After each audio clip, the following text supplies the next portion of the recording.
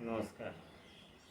आसनों की श्रृंखला में आज वज्रासन ग्रुप का दूसरा अभ्यास शशांक आसन का करेंगे। शशांक संस्कृत का वर्ड है जिसका हिंदी खरगोश होता है। तो इसमें आप अपने शरीर की आकृति एक खरगोश के जैसी बनाते हैं। इस आसन में जो वज्रासन से ग्रुप से संबंधित वज्रासन का जो लाभ मैंने बताया है कि यहाँ के जितने भी अंदरूनी अंग हैं, प्रजनन के हो पाचन के हों, उनमें तो फायदा करता ही है।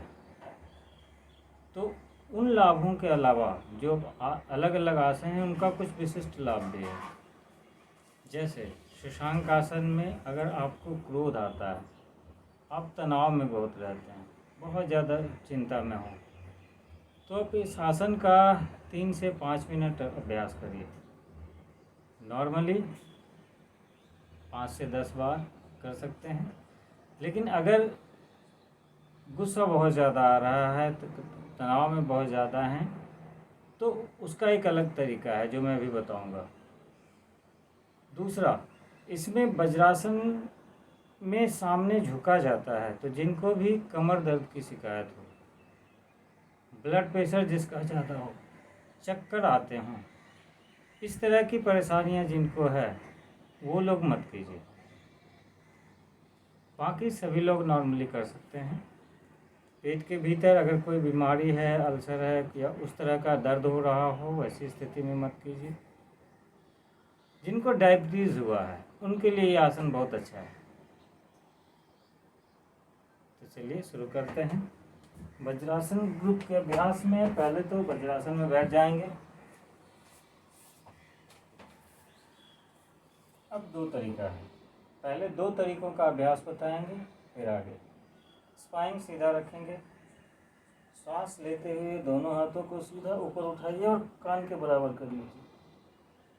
अब सांस छोड़ते हुए धीरे धीरे कमर से आगे झुकिए और तब तक झुकें जब तक सिर ज़मीन से ना लगे। अब ये सिर ज़मीन से लगेगा मगर बटक नहीं उठाना है, ये ऐसे ना हो,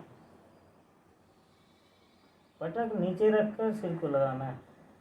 जितनी देर श्वास बाहर रोक सकते हैं रोकिए, फिर श्वास लेंगे,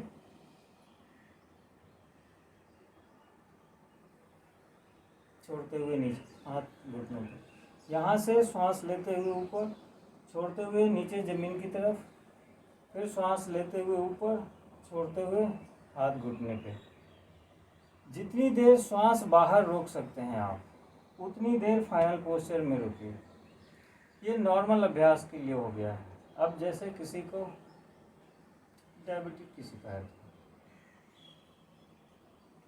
तो वो इस पोजीशन में जब आप आते हैं तो 2-3 मिनट रुकने की कोशिश कीजिए। जिनको पेट कम करना है उनको रुकना पड़ेगा। मैं 2-3 मिनट कह रहा हूँ, तो ज़रूरी नहीं है कि आप पहला ही दिन करें और 2-3 मिनट आराम से रुक जाएं। रुक जाते हैं, अच्छी बात है। 10 श्वास की गिनती करना शुरू कीजिए। अगर 10 श्वास तक पहले दिन आराम से रुक पाते हैं तो 10 श्वास तक ही रुकिए। रोज़ाना अभ्यास करें, श्वास की गिनती बढ़ाते जाइए और धीरे धीरे उसको बढ़ा के उसका समय बढ़ाते जाएंगे।